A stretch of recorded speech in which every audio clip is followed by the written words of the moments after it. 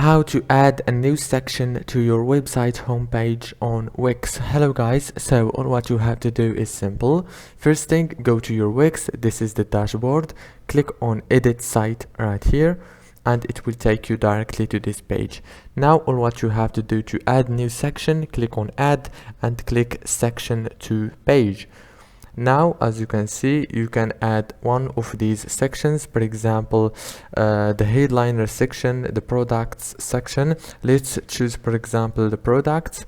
Choose a template here, click on it and wait a few seconds, and here you go. Now as you can see, I just added a new section to my website homepage. You can edit it from here easily and fast. If this video was helpful, please don't forget to like and subscribe, and thank you so much for watching this video until the end. See you later and thank you so much.